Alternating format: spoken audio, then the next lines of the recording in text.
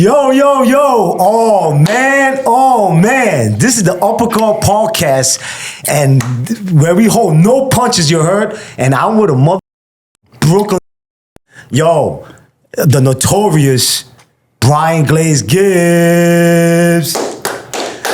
Yo, Glaze, what's up, man? What's up, bro? What's up? How you doing, man? How you doing? I'm good, man. Good. Yo, man, thank you for pulling up. You know, first of all, I want to shout out my guy Edwin and the Gotham GSO. We in the building right here, located in Greensboro, you heard? So make sure, you know what I'm saying? Make sure you pop out. They got the illest studios, the illest, like, production, everything. So, you know what I mean? But, Mr. Gibbs, man. What's going on, man? Nothing, bro, man. Here it is. You got me, man. Nah. You keep reaching out to me, and right now it's like, hey, I keep saying, nah, man. Nah, man. You're like, come on, man. Let's make it happen. I'm like, nah. But what I like about it is the fact that you're consistent. And not only that, I get a lot of people hit me up all the time. Right. And right now is your energy remained the same. Right. And what happened was, I'm saying, look, if the opportunity presents itself, we can make it happen. Right. So that's why we're here today. Nah, thank you so much, man. And I want to get straight to it. You said you're from Brooklyn. Brooklyn, born and raised. Right.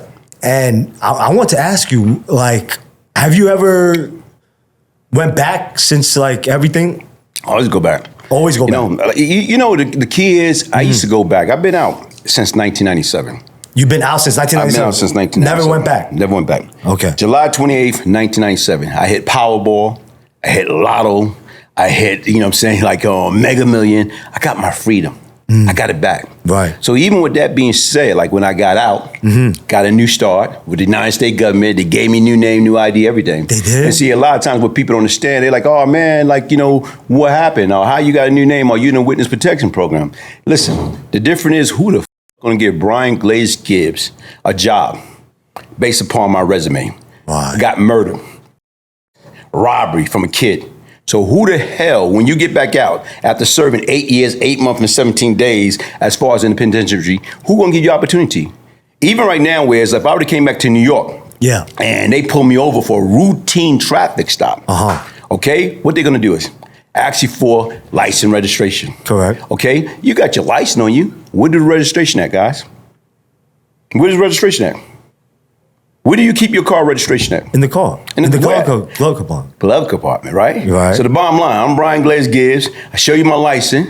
Here it is right now. Is I go to that registration box to get you my registration, right. But because of my past, because of I am who I once was, right. Because of y'all thought I was the number one suspect when that rookie police officer, Edward Burns, got.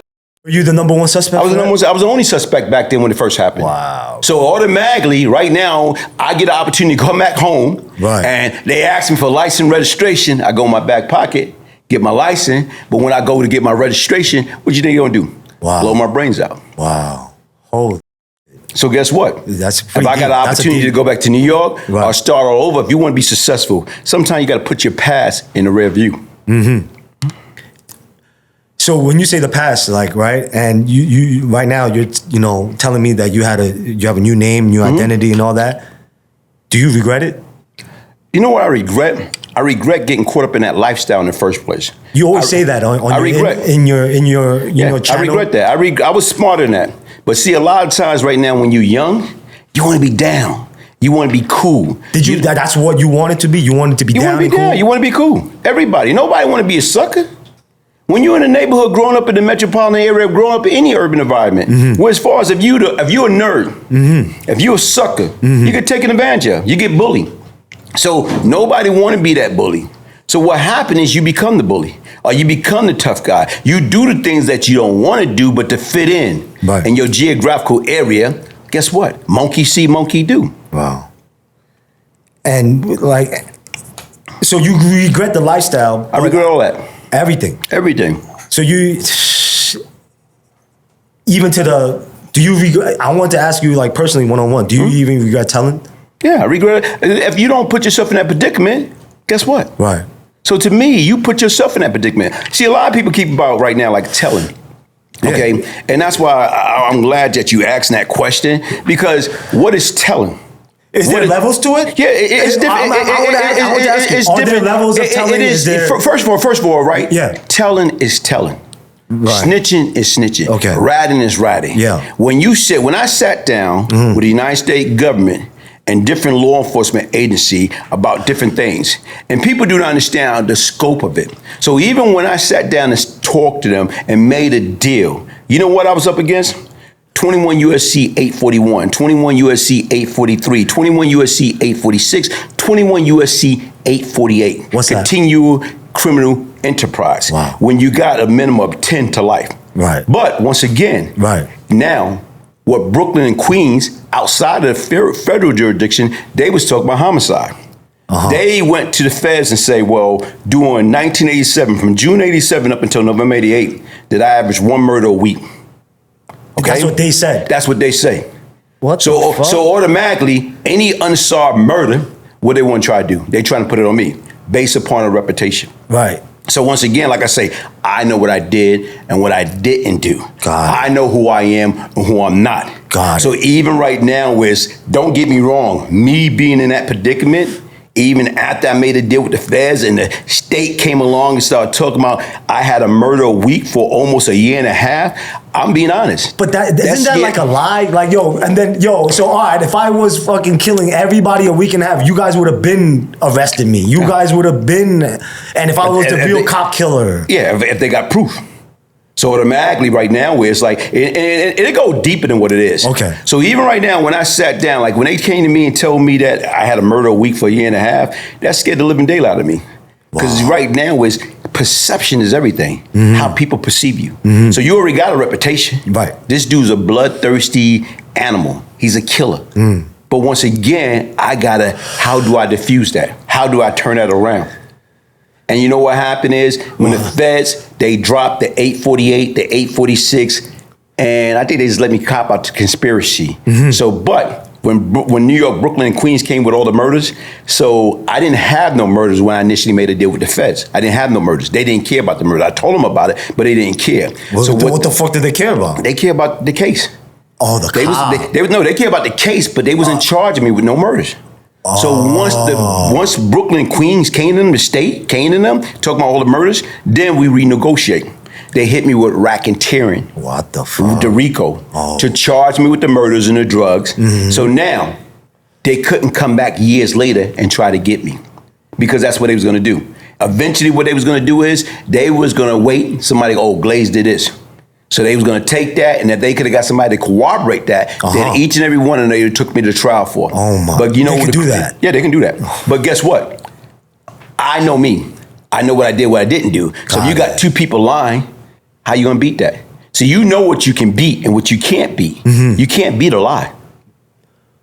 You can't beat a lie. You can't beat a lie. If you got two people saying that you murdered somebody, right, and they was eyewitness, you can't beat that. But what if you wasn't? What if you wasn't the murderer though? Okay, it doesn't matter. It doesn't matter. It doesn't matter. So if we in the street, you know how many people get set up like that, man? Oh my! No, because right now, like for example, is this right? Okay, let's sit back and think about it. Right. Okay, if you got somebody that's smart and they in the drug game, right? Yeah. But they not violent. They smart. Right. They ain't on that tough guy stuff. Right. But you got these guys, they were the killers. Correct. And right now, you know you got beef with them. Okay? Right. The best way to beat that is send one of your baddest girl. Send one of your baddest girl. Go get with them. Let them fuck you. Then what we're gonna do is, I'm gonna pay you X amount of money and you're gonna say he raped you. So what you got? Process of elimination. I can't beat you from a physical standpoint, but I can beat you from a mental standpoint. Because when you say that, right, all I can think about, is that like the pot case? I don't know. I'm just saying in general. Right. When you got that mindset, how you think. Because that's... When you can't beat your opponent, you got to outthink him. It's like chess. So automatically right now, I can't beat this crew, but I can outthink him. If I can get rid of their leader, if I can get rid of the main guy, girl gave him some pussy, straight out. Right. Bottom line is right now, she cried rape. She got DNA all in her. How he gonna beat that? Despite it's a setup. You think there's a lot of cases like that? Bro. Come on. That's how you beat the game, man. That's how the game is played. The game it's not checkers. It's how do you win. And I don't want to even play the game. Yeah, if it's exactly. You're smart enough. I don't want to even. That's play why you're doing what you're doing. Right. And you know, Glaze, like, like I said, you know, like you've been a Brooklyn native. I want to see your perspective and like what's like the difference between the streets back in the day and like now. Like, Okay. you know, with the drill, Brownsville. And you know what? See, that's a tough question. Because why is it a tough question? Because to a degree, I lost sight of all that. Because it's not important to me anymore. Right. So you hear things from the news, from the internet and everywhere else. But right now, what the hell is drill? I can't even relate to that. Right. And I'm just being honest. Relate. You kill. Like these guys talks about and rap about, but you actually did it. What I'm saying is like even right now, I don't even quite understand that concept. Got it. Because I am so removed. Got it. Like even people don't understand, like right now, I'm 60. I tell people I'm 90. So I'm 60. But even right now is my mindset and where I'm at. Yeah. If I'm dealing with people, they're not talking about retirement.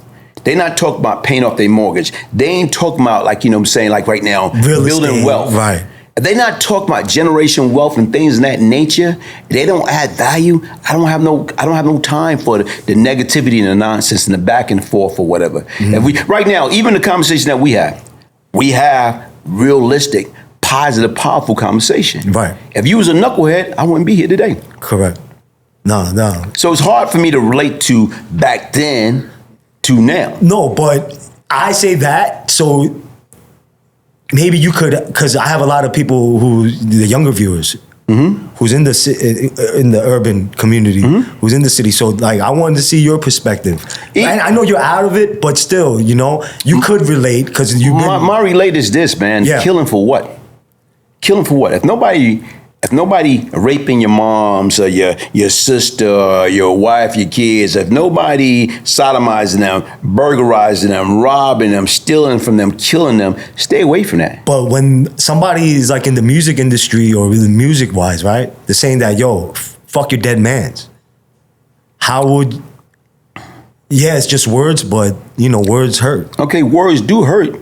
But once again, we have to develop some type of form of maturity. Okay, I came up with an environment, sticks and stone may break your bones, but words should never hurt you. And what I'm saying is, a few months ago, I got somebody, a white guy, called me a nigga and a monkey. For real? Call me a nigga and a monkey. In front of your face or online? On face. What the Like, we out in the street, call me a nigga and a monkey in the parking lot. And to me, the old me will want to let me destruct and destroy. Right. But guess what? What's going to happen? What's the sense of win if you're going to lose? If I get into an altercation or whatever, and here it is, if I assaulted this person, hurt this person, I'm going to jail. 100%. So once again, do I want to be in jail? What did you do? Nothing. Leave it alone. Like nothing at all? Nothing. Like we had words and that was it. But to me, is you got to know your limitation. What if he touches you? It's a difference. You got to defend yourself. It's a difference between somebody saying words than somebody, a threat. Right. So if it's a threat, you got to defend yourself. You're not just going to lay there. I'm not like the late Dr. Martin Luther King, you know what I'm saying, turn the other cheek. I don't know how to do that. But right now is you got to always keep things in perspective.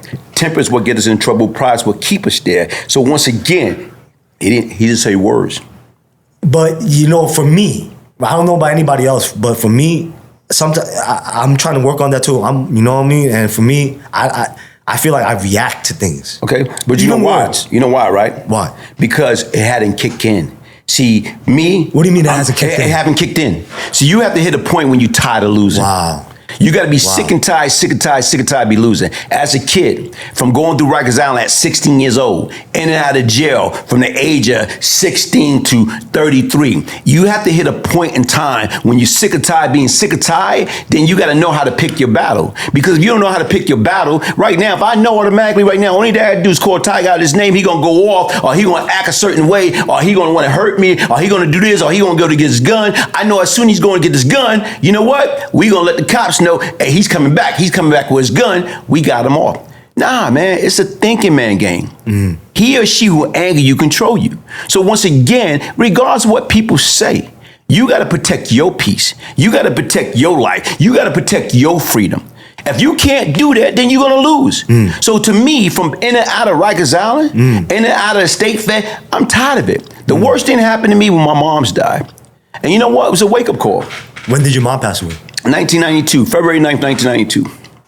And I was incarcerated. Oh, man. And I couldn't go to the funeral, couldn't do anything. Wow. So what I'm trying to say right now is this. I didn't have nobody to blame but myself. Did you talk to her?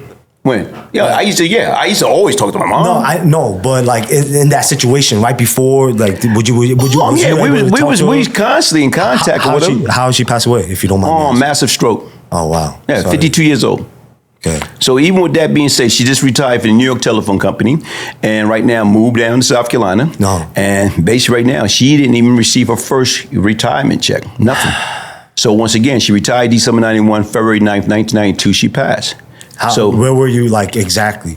I was incarcerated. I was in the home.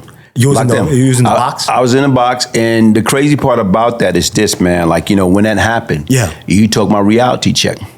You talk about, like, she always told me, look, I remember when our last visit, she said, I'm not gonna always be here. I'm like, Mom, I don't wanna hear that. What am I gonna do? Because I consider myself a professional mama boy. My mother was my mother, my father, my big sister, my best friend. Wow. So even with that being said, I'm like, Mom, what am I gonna do? Right. And she looked at me in the visit room and said, look, the same thing I had to do when I lost my mom's. God will give you the strength to carry on. And people don't understand that. So once again, I made a vow, like when I got out, you know what I'm saying, I'm never going back. Last Sunday, July 28th, I celebrate, 27 years of freedom. And people do not understand that. So I refuse to continue to let my mother teaching the upbringing be in vain. I refuse to be. My mother was happy that I was incarcerated. Wow. Do you know why my mother was happy I was incarcerated? Because you was probably a fucking demon. What did she always say? Because once again, when I was out, and anytime that phone rang 2, 3, 4 o'clock in the morning, she felt and believed that it was going to be somebody calling and saying they found my son dead. Wow. So automatically she felt I can handle myself incarcerated. Wow. So she was more at peace. Wow. When I was incarcerated. Wow. The crazy part, like, people don't understand what you put your parent through. It's like right now, my mother used to be riding the train, getting to work, reading the New York Daily News. And when you pick up the paper right now, they speaking about your son. Wow. So they talking about how I'm the murder and all this other BS or whatever. And it was a time she got to work. And when she's at work among her coworker, they say, Dorothy, this boy got the same last name that you have. And they're saying, she said, who knows? He probably my son. Not knowing, I'm her son. Wow. So those are things that you sit back and think about. It's not what we do. It's like you got to understand, doing critical thinking for breakfast, lunch, and dinner. And before you do anything, you got to ask yourself. Even right now, like you say, sometimes you want to react. You got to ask yourself, if I do this, is it going to bring me pain or is it going to bring me pleasure? But how do you think of all that, like, right there, when someone's like, yo, fuck you. Mind over matter. Because you always gotta be in control. Even in a car, like, like road rages. I done been there, done that. You know what I'm saying? Don't get me wrong. Like I told you right now, everything really comes from where you at in your life.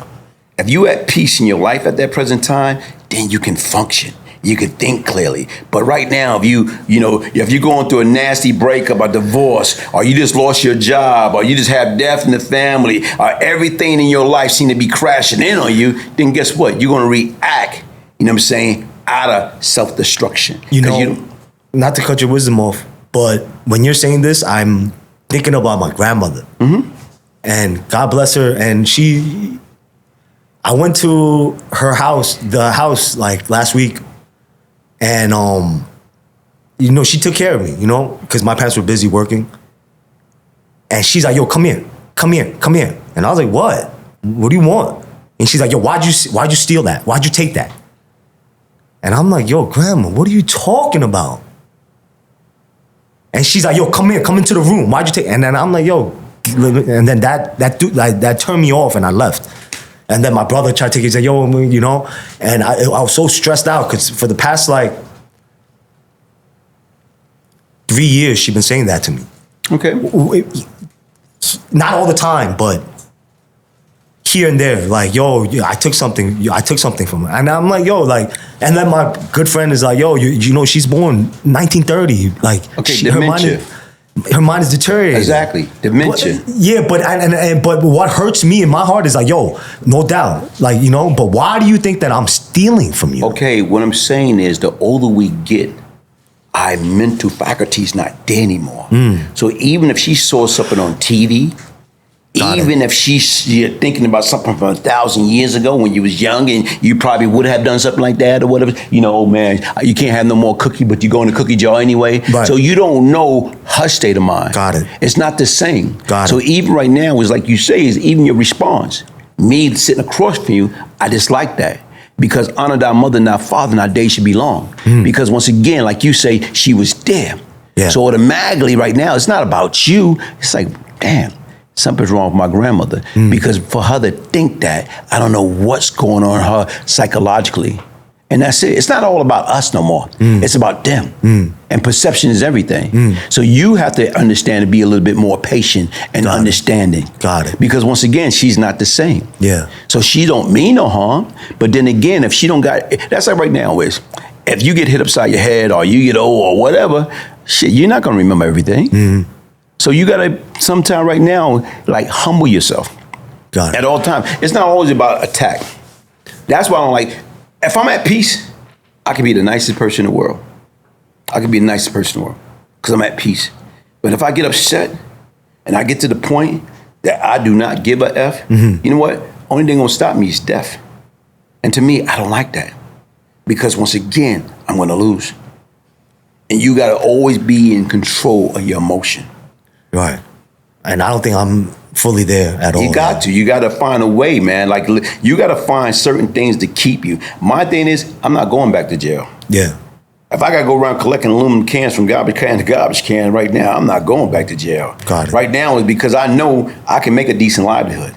Right. Opposed to sitting up in a jail cell, masturbating. You know what I'm saying? Like, Right. Like you locked down reading books. Nah. We have to believe that we're better than what we are. We have to believe that we are really kings. We are a child of God. We got to believe that. And we can't just believe it when it benefits us. We got to believe it during the good, the bad, and the ugly time. Did you, because you just spoke about God, right? Did you believe in God before you locked up or before? Yeah. You always, I was brought up in, I was baptized, brought up in the raised, all that, man. I used to sing on the singing choir, usher boy, I did all that. But the difference is right now is, guess what? In your neighborhood, people see you going to church, or there was a church boy, or so now you got to be just as, if I hit this person, I got to hit him just as harder. Just because I go to church, I'm not a sucker. Right. Right. Okay? Just because you see me with the suit and tie, I'm not a sucker. Right.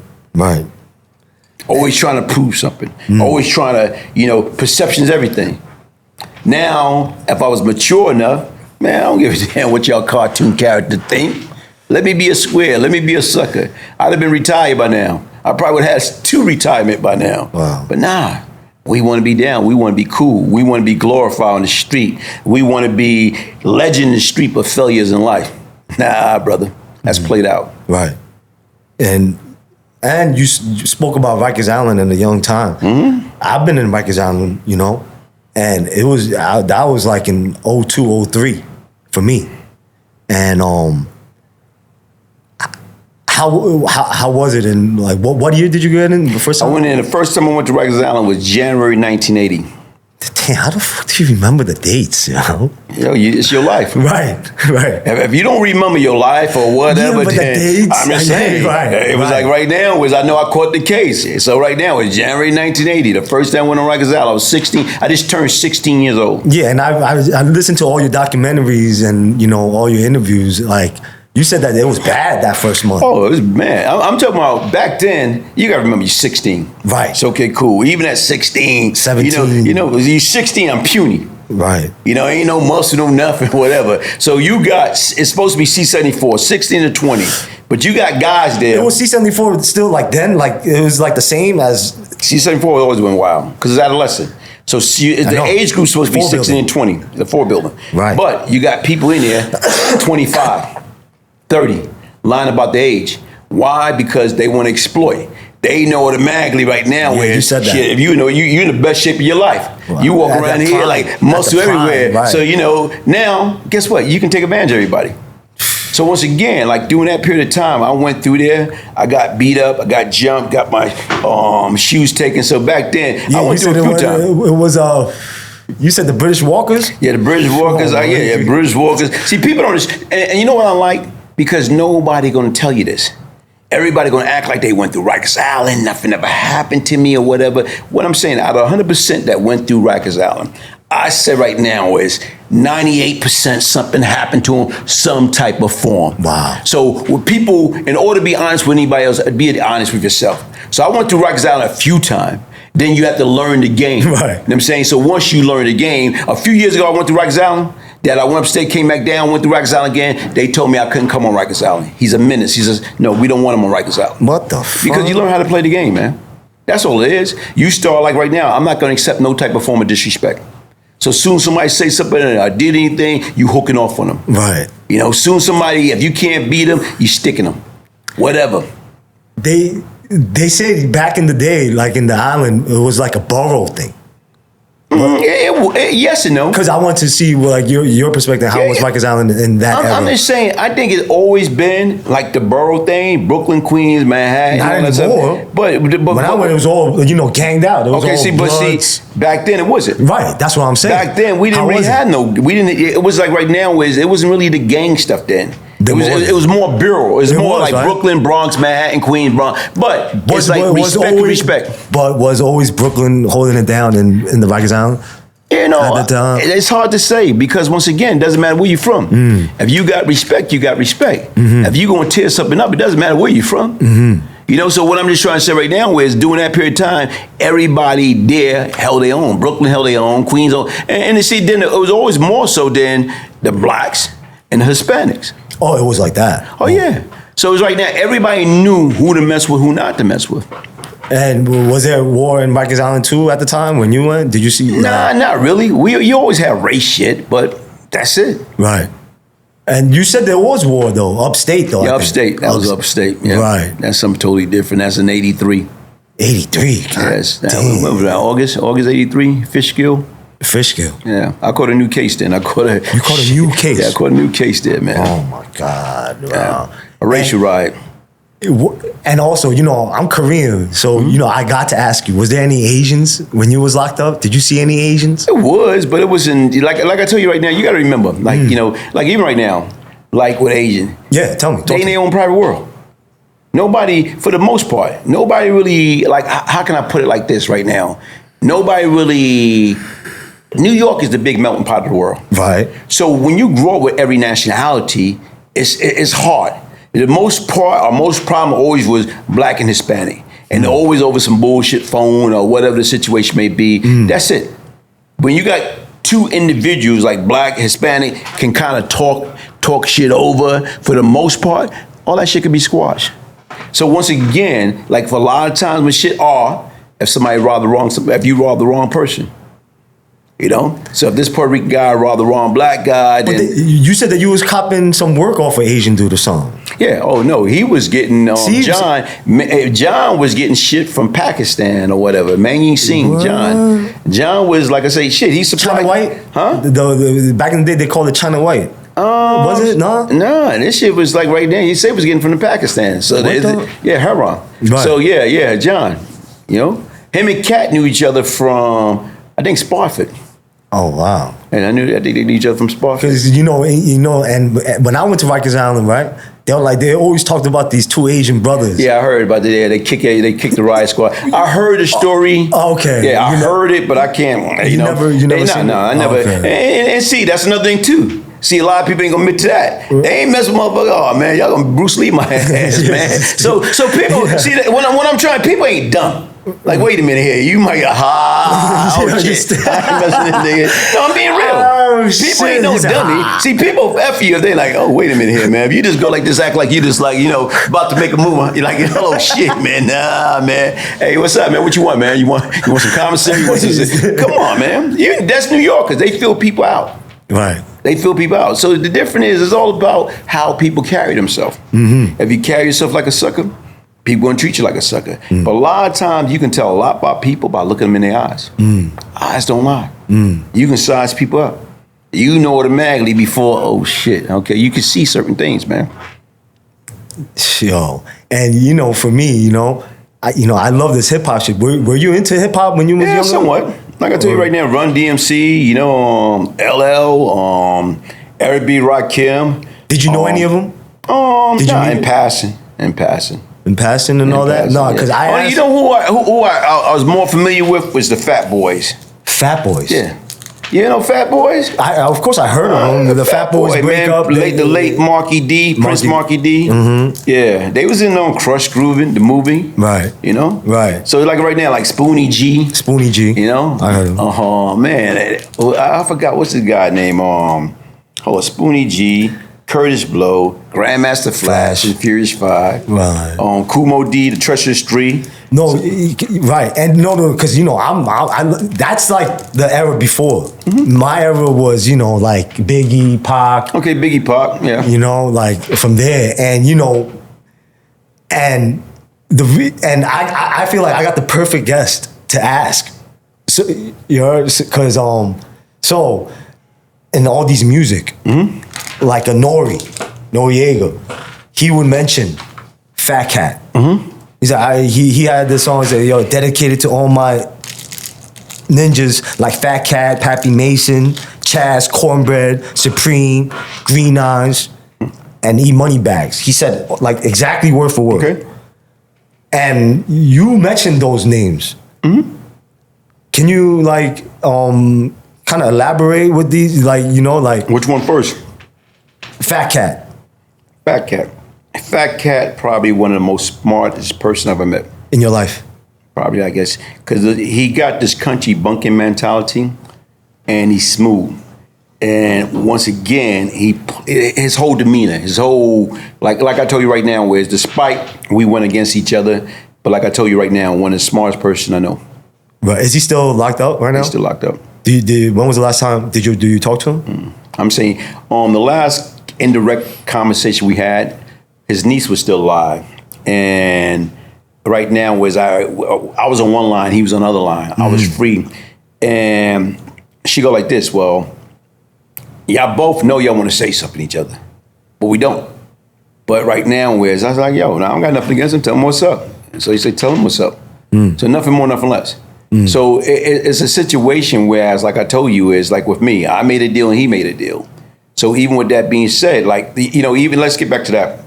Like, for example, is like when I got acquitted in 1987 for the murder and I went home, I became like a free agent.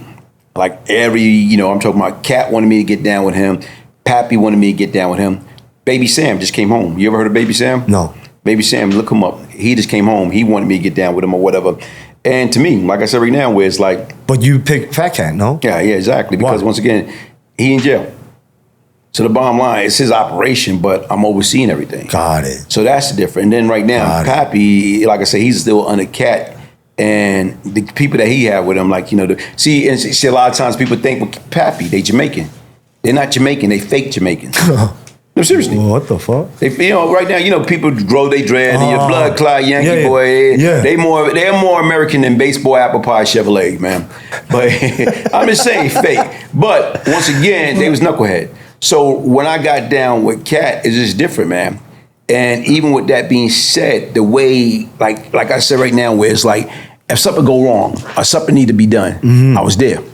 I know what need to be done and everything. A lot of times people ask me, why didn't you take over? Take over for what? See, when you're desperate or you greedy, if you eating, at one point in time when I was out there, I was making $40,000 a day, based upon fucking with Fat Cat. Right. So why are you gonna be disloyal to somebody that helping you to get paid? You don't do that. Huh. So that's why I said right now, so that's why, like I told you, so even when we caught the case, I was the last one that got picked up. And we all met up in MCC, New York.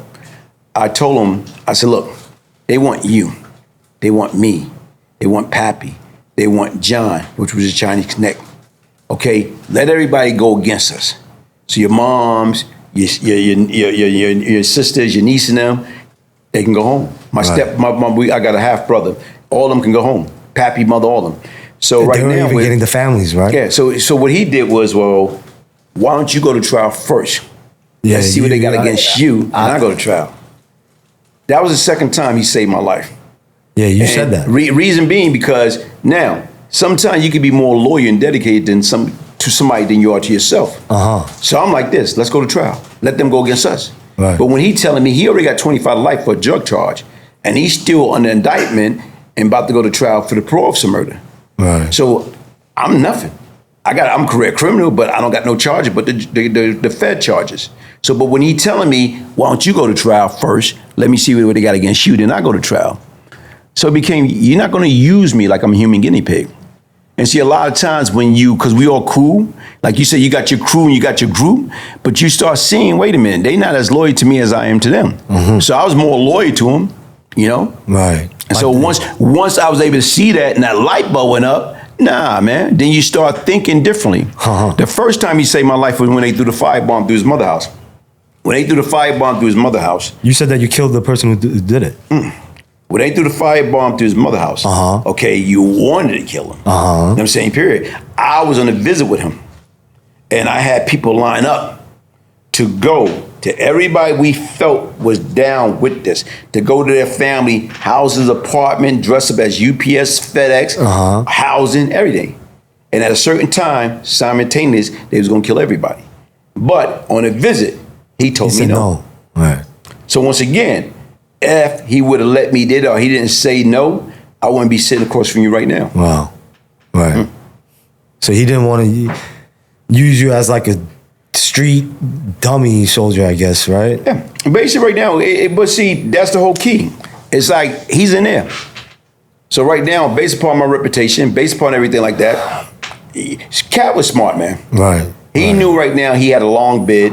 He knew what the maggot right now was. It was a situation that happened when he went upstate and he got to Shawanga. When he got to Shawanga, it was a group, Jose Harris and Farmer. You know what I'm saying? Jonathan Bryant, may his soul rest in peace. And then you said you met up with them and shook his hand? So while we was in I was in the visit room visiting Cat. They used to keep Cat way up front in Shawanga. So right now I'm at the vending machine getting him some food. And somebody, yo, Glaze. Somebody looking around. So right now, yo, Glaze. So I'm looking. So it's like this Puerto Rican, like half black, half Puerto Rican. It's like pretty boy with slick hair, all this stuff like that. So I'm about to say, I'm ready to grandstand him. Right. And I said, nigga, you don't know me or whatever. I'm ready to go off on or whatever. Yeah. So nigga just like extend his hand. Hey, I'm Jose Harris. And then you say, I said, oh shit, Mr. Harris, how you doing, man? Nigga gangster. You know what I'm saying? Right now, when you done been through the system or whatever, his name spoke for itself. Right. So now you tell me, look, man, hey, I know it's rumors here that we trying to extort Cat. We want to do this to Cat or whatever. It's nothing like that. You need to come up here and see Farmer. So Farmer, right now, one of his family member was like one of my co-defendants. And I said he had 25 life at the time. Wow. And I got my man, a pill lawyer, used to go up there and see him. Right. So what I did was I went back to Cat and he told me, yeah, go see Farmer. So right now, a few days later, I came back up and saw Farmer or whatever. So we walk around the visiting yard outside at Shawanga, and he telling me like, look, man, I don't know where the rumor started. And I know we be on that, but we don't want no part of that. So you look out for my family. And he said, besides that or whatever, y'all niggas out there killing cops, parole officers and everything else. Yeah. We don't want you doing nothing to our family. Right. So that was that. Right. But it was rumored that, you know, hey, they was there, they was going to extort him. But that wasn't the case. Right. And, you know, these things, I'm kind of like fake fatuated because it's like I said, it's through hip hop. And I'm learning, like I said, I learned all these names by Hip hop? hip hop, 50 Cent. Which one? Both. The real 50 Cent and the rapper. And then, you know, you said that you knew him. Yeah. Right. How was that? We grew up together. Wow. I was like 6, he was 5. So like I told you right now, a little short dude, man. They said that he always carried like a big shotgun everywhere he went. Shotgun, guns.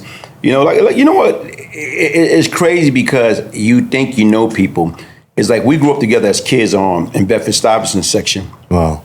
And, you know, we used to hang out, BS around or whatever. And then life happened. So right now was I wound up moving to Cypress and didn't see him no more. The next time I saw him was on Rikers Island. Wow. And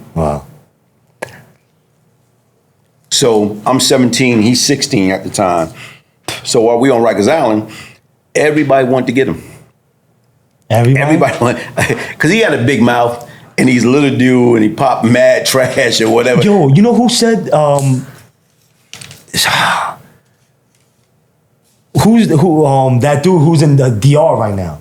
Who, Haitian Jack? Haitian Jack. He said that 50 Cent was like he was like a little nobody, like a crook, like a sneak thieving or something Like I said right now, see, everybody got different perception on people. But you got to remember, like 50 had a hell of a reputation. Like you sit back and think about it. Why would the rapper Curtis Jackson steal his name? Right. You know, why would he steal his slogan? Get rich. You know what I'm saying? I die trying. That was his slogan? That was his slogan. Oh, shit. That's fire. So if he was a nobody, why would Jimmy Hinchman do his documentary? Jimmy Hinchman knew him. Wow. And what happened with 50? He died? Yeah, he died. He you know what? Like I told you, because he was doing too much, man. Like 50 was like how can I put it, man? Like even when I had the body, and okay, I got like look. So we was on Rikers Island as kids. So, but he changed his name. He wasn't going by 50 Cent. Well, he was going by Shamik. So even right now, like, you know how like we old now, and I forgot the fact, okay, the little nigga 50 Cent. So while we on the island now, and like I say, he's 16, I'm 17 or whatever. These cats from different areas used to want to get him. And I'm like, nah, that's my little man. Y'all ain't doing nothing to him or whatever. So anyway, right now, we stayed down there for like 6 months or whatever. I went upstate, he went home. So as he went home, you start hearing, as you upstate, 50 Cent, 50 Cent, 50 Cent. Like what though? What like what he robbing, stealing, shooting, doing everything. Yeah. So I'm like bugging out, like, wait a minute, hold up. And then it kind of like, hold up, like it kind of like, you know, re-register. Right. Wait a minute here. So then you start talking to a few people, whatever. Yo, Shamik is 50 Cent. So it came back to me or whatever. So as time went on, I went home in 84, like November 84, I went home. And I was downtown. I was at Horton Skidmore Hall. So as I was at Horton Skidmore Hall, and I'm waiting for the train, and I'm on the other side. So I watch him. Because back then, all those guys used to hang out by Albee Square Mall. So I'm watching him. So he got 2 6-footers, big guys with him. So right now, was somebody, one of them must be, I did something, so he just jumped up and slapped him. So, what the fuck? So look, so as he come through, so I'm just standing there on the opposite side. So as I'm standing there, you know what I'm saying, they walk past, he walked past. And as he walked past, he doubled back. Oh shit, you know, my man Glaze is home. So right now we hug or whatever. So during that day, he's like, yo man, you gotta come to Empire. You gotta come to Empire Skating Ring or whatever. I heard of Empire. Yeah, he's like, you gotta come to Empire Skating Ring or whatever. So that was like, I didn't go, and that's when he had cut somebody or whatever. He got in a big altercation or whatever, this and that. And then he wound up going back to jail. And then he came home again. But it's like, we became cool. We used to do different things, like, you know, as far as like, what he did was, he tried to set a move up while I was in jail. And basically right now, it backfired on him. It backfired on him. Well, like he got killed? Like, do you know how he got killed? Basically, right now, he was trying to set up the wrong person. Set up? Yeah, try to set up the wrong person. And they were like already knew about it? Yeah, they was already knew about it, man. And see, the crazy part about that was he did it. What do you mean? He set the shit up. And then right now, whereas he didn't go through with it. Why not? Because once again, I'm in jail. So he trying to put me up on the move about hitting this spot. So I'm like this, what I got to lose? I'm facing murder. So I was gonna put my man Tut involved. So right now, whereas then he told somebody else. And they got back to the main person. So that the move never happened. But they never forgot about it. What the fuck? But what he tried to do is, he tried to, like when I got acquitted and came home, he called he pays the person. We was down in, okay, get better yet, we was over there where they got the new Barclay. Yeah. So we was down there, but it was down in that area was I don't even know whether that jewelry store, that pawn shop is still there. So we was down there. But I know exactly what he's talking about. So we was down there. So he paid somebody and tell him, look, I got Glaze with me. He don't got no gun. He don't got no vest. We can get him. So okay, cool. I didn't know that. Then we left there, went to Fort Greene. He did the same shit. Then our last stop, we was over there where he got killed at in the Albany Projects. He got killed at an Albany Project, yeah. Wow. So he pays them. He said, we over here playing dice. Glaze don't got no gun. He don't got no vest. Nothing. So basically right now, that was probably like July of 87, he got killed in October 87. Wow. But by that time I found out he was trying to set me up. Wow. And ever since then, it's like right now, that was it, man. You know, because I love the dude. He was like a little brother. So how you feel when you find out somebody that you love and care about was trying to set you? Exactly. What the? Backdoor you like that? But he did it. He backdoored a lot of people, man. And like I told you right now, guess what? That was then. And you got to remember, when he died, he was like 22, 23 years old. Damn. Yeah. So even with that being said, like, you know how we all grow. We all change. So hopefully if he was still alive, he would have changed and left all that behind him. But before he died, from my understanding, he was robbing, doing all type of shit to a lot of different people. So it was bound to happen. People with real names, people with real reputation, people that was real gangster. Wow. And then you mentioned he tried to do a documentary. Okay, what's his name? It's in the tip of my tongue. Pause. What, the guy you said that it was supposed to make the 50 Cent documentary? He did a documentary. Who? What? Jimmy Henchman? Jimmy did it. Did you know him? No, I didn't know Jimmy. Oh, you didn't? I didn't know. Oh, okay. Like he was from, okay. All them, like, you gotta remember, everybody came to Rikers Island at a different time. Got it. So like I tell you right now, I left Rikers Island in January 13, 1982. Wow, so they start coming in at a different time. 50 start coming back, yeah. What about Haitian Jack? Did you know him? I know of him. Okay. Yeah, I know of him. Did he have a gangster reputation? You know what? Like I say, like, you know, right now with him, I agree not to speak about him no more. So I got to honor that. Okay. So right now, like I say, you know, it been so much stuff that, you know, back and forth, but I made a gentleman agreement that not to. Oh, you guys had like a little back and forth online and shit? I just spoke what I knew. You know what I'm saying? So right now, where it's like somebody that I love and respect asked me not to speak about him no more. Got it. So I got to honor that. Of course. Yeah. Got you. That's real. And what about, did you know who Supreme was? What Supreme? McGriff? McGriff. Knew of him. All of us was down with the round table. Fat Cat got a round table ring. Pappy got a round table ring. Supreme and Prince. Then me and this guy named Bug Out. And all of us was part of the round table. But the bottom line is right now is I never met or talked to Preem. Never met or talked to Preem? Never met or talked to Preem. Was he, what was his reputation like? Made money, lady man, like I said right now, it's like, you know, he was in his own little private world. Oh, got it. So he was like, right now, according to 50 Cent, he was the businessman.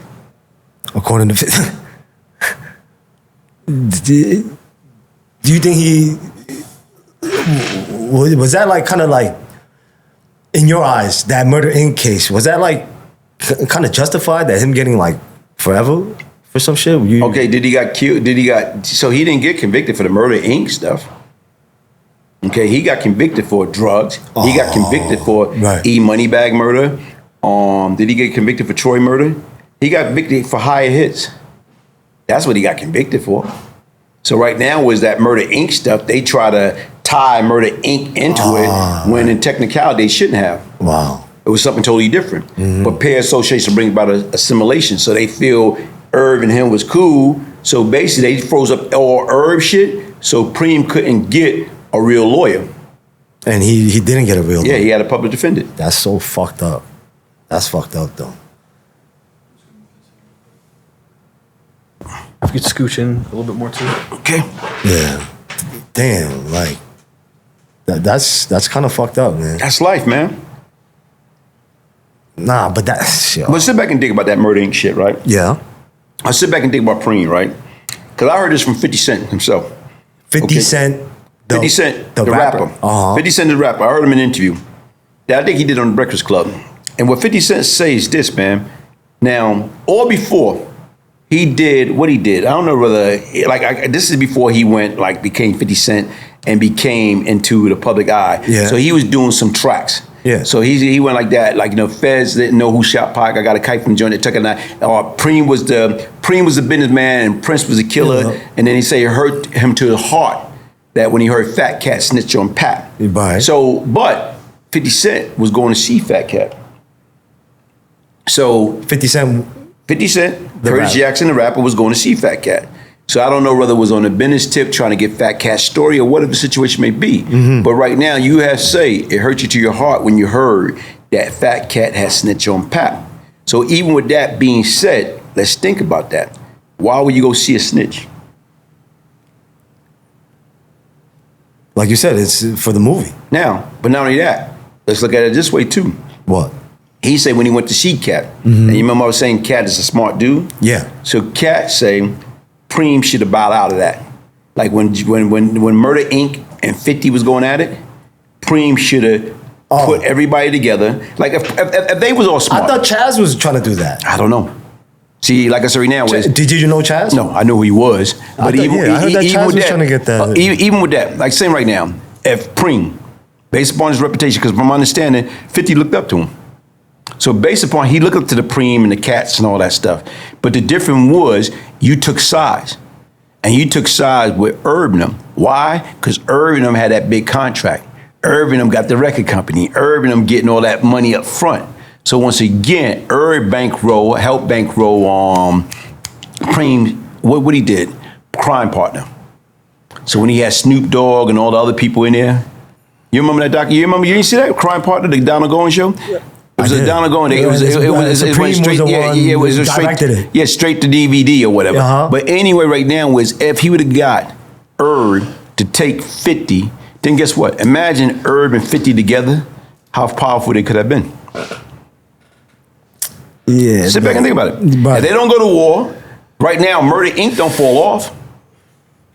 So nobody wanted to touch 50 Cent. Right. That's why 50 Cent had to go outside, and that's when Dre and Eminem snatched him up. Right. Bingo. Right. But look how powerful how he came back. So a lot of times, shit can be right there in your backyard. But you so hateful, or you so, because you got to remember, right? From my understanding right now, Ja Rule wasn't about that life. Herb definitely wasn't about that life. How do you know that? I'm only going by what's out there. Nothing more, nothing less. That's the difference. The only thing you see, even now, look, I like that because that's the same shit with my cooperation. Right. When I spoke about shit, you know, when the government come and ask me about certain shit, I wasn't there. Like even right now, they say, well, Glaze took down the whole Supreme team. How can I take down a bunch of broke individual that wasn't making no money when I was out there? What do you mean? I thought you said they were making money. It's at one point in time, back and forth. Back and forth. So right now, where it's like, you got to remember, they've been in and out of jail, how long? So that's when you got other people that were still out there that's supposed to be making moves. So even right now, when you sit back and you think about the Preem team, Prince went to jail. While he was in jail, they killed, 3 to 4 Colombians for 3 keys of cocaine? They did that? That's what the documents say. That's what the court files say. They got acquitted. But right now, as these Colombians came up missing, and it was over like 3 to 4 keys of cocaine, is that kingpin status? But you know, that's the streets. I still see it as like That's a street. Killing a bunch of people, 3-4 people for 3 to 4 keys of cocaine. You ain't talking about 300-400 keys. Help me, I don't know. I'm not the smartest. But when you sit back and look at it and you see what's going on. So they always had a ups and they always had a down. So when you talk about the Supreme team, you know, now it's clicking in my head, right? You was kind of going after that guy. Shout out to Bimmy. Why are you cracking up? And I seen, I follow your channel, and there was like after the Hoffa interview, you just went at before the Hoffa. It was before the Hoffa. Was it? Yeah, before the Hoffa. But to me, I was more enlightened after the Hoffa. And then you was, what's this? I thought he was like a Supreme Team member, He been a Supreme Team member. He still is a Supreme Team member. And I thought he was very well respected. See, that's the difference. What? Okay, here it is. He seemed like a well respected, good dude too. Okay. Yeah. Let me speak about what I know about Bimmy. Yeah. I know Bimmy. I met Bimmy. Like I said, I didn't know Preem. I met Prince on a phone call because he was on Rikers Island. He needed help. And I used to look out for him or whatever because of the fact that we both was round table. But like I said, with Bimmy and Black Just, may Just so rest in peace. One time, when I first came to Queens, And I guess, they call themselves coming around me. And I kind of chased them away. So you chased them away? Yeah, I kind of chased, get the hell out of here, whatever. So they came back, like a day or two later. And they brought somebody from Brooklyn. The person they brought from Brooklyn name was Redbug. Redbug. Redbug is, you ever heard of 50 Cent say, when he speak about Miniman, and he speak about homicide. Yeah, he said right now, Homo shot me. Yeah, say whatever, because that's what they claim that Homo's supposed to shot him. But even right now, based upon what we know, Homo wasn't like that. Homicide, like he'll skip joint, he'll whip your butt or whatever, but he wasn't a shooter. So anyway, right now, they brought Redbug to Queens, from Brooklyn. You know what I'm saying? I guess to, like now, for me. Right. So right now this is 1987. So I didn't see Redbug since like 81, 82 on Rikers Island or whatever. So he came around. He's from Notion Avenue. So he came around. And yo, Glaze, what's up? So we embrace. Yeah. So the first thing out of his mouth, like, how many bodies you got now? So it was more or less like that Heisman Trophy shit. Yeah. Get out of here, man. That was it. Yeah. Because once again, here it is. Y'all supposed to bring somebody because you think he's from Brooklyn. He say he know me, so y'all expect like something, and it was totally different what they expect. You call yourself somebody to bring around. You move them. You're like, get out of here. Yeah, because once again, you come. If I'm coming to you, and I'm asking you, like better yet. But if you're cool, time out. Yeah. You see how right now how upset you got when you say your grandmother. You stole this and that. You see how upset you get away from me, Grandma, because you felt offended by that. Yeah. So the bottom line, you're gonna bring this cartoon character around me. So the difference is we embrace, but the first thing out your mouth, how many bodies you got now? Oh shit. Come on. So once again, this who y'all brought for me? Huh. So why was you going, and then you were calling him and I'm like, yo. Because it came out. No, it did. Yo, stop. It came out. Stop. I'm saying, hold up, Tiger. Stop. Tiger. And, okay. It looks crazy. Tiger. From the outside looking in. Okay, Tiger. I'm reading the comments and Tiger. Wait. Okay, cool. And they said, it doesn't make sense that a rat is telling a rat, that he's a rat. But once again, that's the comments and I'm looking at it, I'm like, oh shit. When you look at that, right? Yes, sir. And the difference is right now is, okay, when that documentary came out, the Supreme Team documentary came out, okay, somebody from Prince team reached out to me and they wanted me to do something in regards to that documentary. Because once again, when Prince was on the phone, he said right now is he was in bed with his wife and they got a phone call to the house. And when they got a phone call to the house right now is, and they say the name, but they bleep the name out. So basically right now is Suzette, Prince's wife at the time, say, Bimmy called the house. Bleed, where Prince at? Prince sleep. Do you want me to wake him? No. Leave the door open. So somebody from his camp reached out to me to do something. And you know what I did? What? I reached out to Bimmy. So when I reached out to Bimmy. You reached out to him. Yeah, I reached out to Bimmy. Yeah. So when I reached out to Bimmy, and right now and told him, look, man, somebody wanted me to do this and that or whatever, man. I say, so he go like this.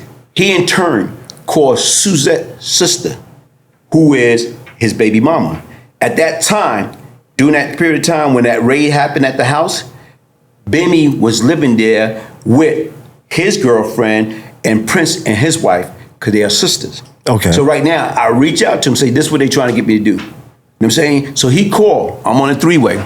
And Suzette, no, he told his girlfriend, he said, tell him, you remember that time when that happened or whatever? He said, yeah. Say, where were you? I was there and I was pregnant with one of your child and we had another like one or two child that was there. So they try and say that I did this and that or whatever. Tell them I didn't do this, tell them I didn't do that or whatever. So right now, it didn't make me no matter near there.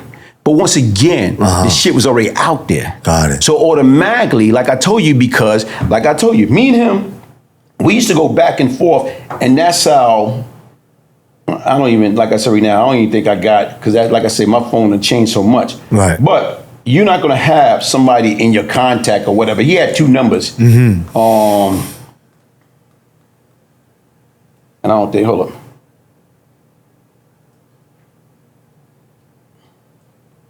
I'm just saying right now, this is, like I said right now, if you look at the bottom, that's just his number that we used to go back and forth as far as in contact.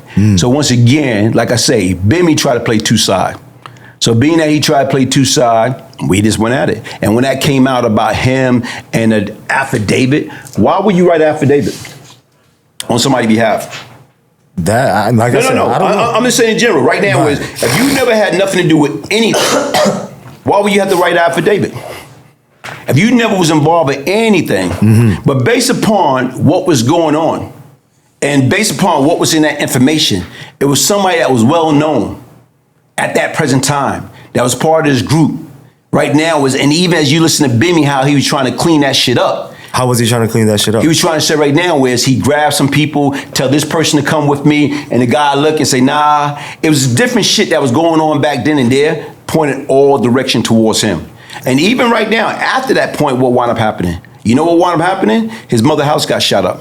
What wound up happening? His twin brother got shot until he made that affidavit on Troy's behalf.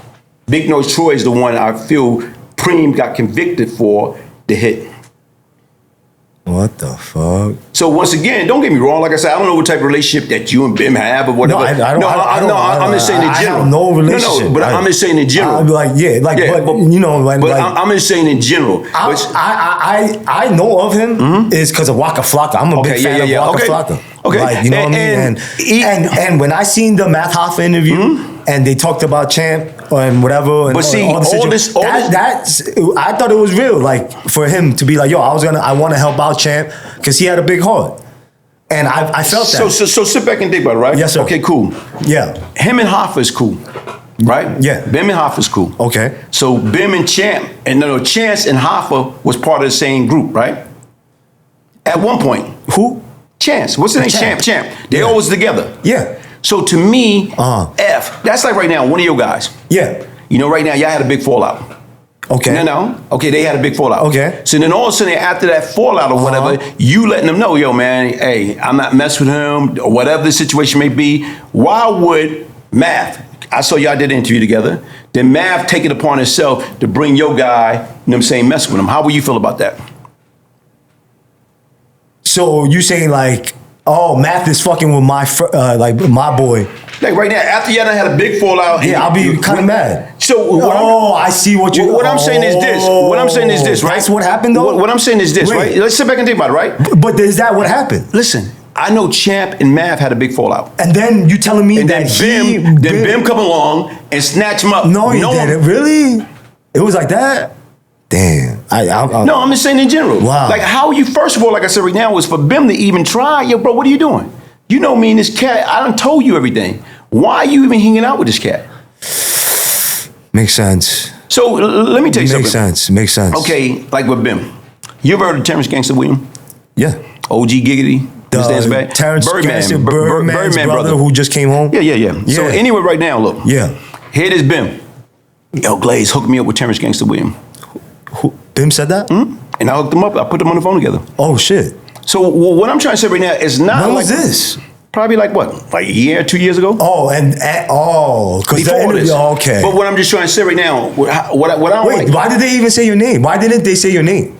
Why? You tell me why. You tell me why. I don't know.